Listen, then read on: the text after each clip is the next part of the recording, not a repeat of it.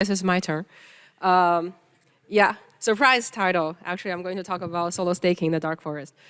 Yeah, so today I'm going to demo you why dark forest is even more dangerous to solo stakers with an attack that strikes at the heart of the Ethereum validation. So together, actually, we're going to play as an attacker, and we're going to find out a validator or a solo staker that actually uses MEV boost, and which is next to their consensus client.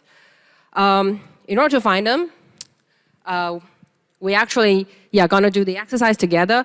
But once we find them, what we're gonna do is we're gonna disrupt the block production of the solo staker and stop their rewards and manipulate the random value, which is responsible for assigning new block proposers. So my name is Q. I'm the decentralized technology architect at HOPR. At HOPR, we build privacy-preserving infrastructure.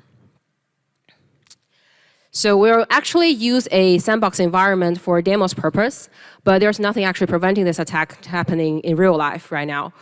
Our sandbox actually has 3 consensus clients with a total of 192 validators in a kurtosis network, with also 1 MEV relay and 1 block builder. For now, those validators are just a list of anonymous public keys, but not for long. So while this test has been running, let me explain how we actually conduct this attack. So first, we actually need to de-anonymize validators to identify our target. So validators actually, they need to attest block productions, and those attestations are propagated into the peer-to-peer network and gossips up. We can actually just silently observe those attestations to create a probabilistic correlation between the validator's public key to the IP address of the consensus layer client. And we actually have this, the test has actually been running. We just let it run for a little while. Block has been proposed. Just leave it there. So now's the moment to actually explain the other information that we need to conduct this attack. We actually need a little bit help from the trusted MEV relay. Maybe we're just observing the MEV, or we're just colluding with the MEV relay, or we're just the relay ourselves. Right? MEV boost users actually need to trust the relay to deliver, basically trust them on delivering correct content of the block on time.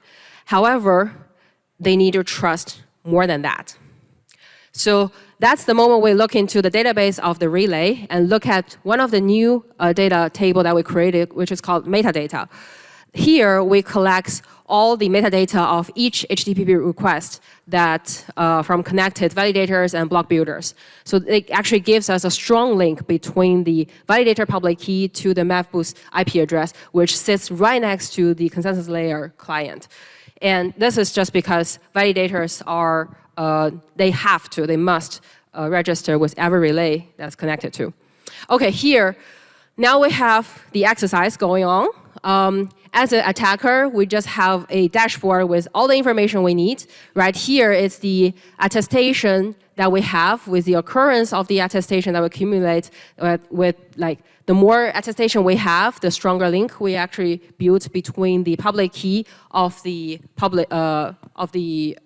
peer IDs. And then we know the IP address from the peer ID pretty easily, and then plug the information of the MEV boost IP address on top of that. And next question is who to attack. So here we actually just pick slot 246 and 247, but we actually have a wider choice because validators, the proposers are announced 2 epochs ahead of time, right? To launch this attack, we use traditional DDOS technique, introducing the ICP flood and SYN flood. But just to make our attack a bit more clear, we actually use a memory stress test just directly on this instance to obtain the same result. And here we can see that block 246 and 247, they are skipped. And now it's time to check the random value of the slot 246 and 247. They're actually the same. So congratulations, fellow attackers, we managed to stop the block production and also control the random value.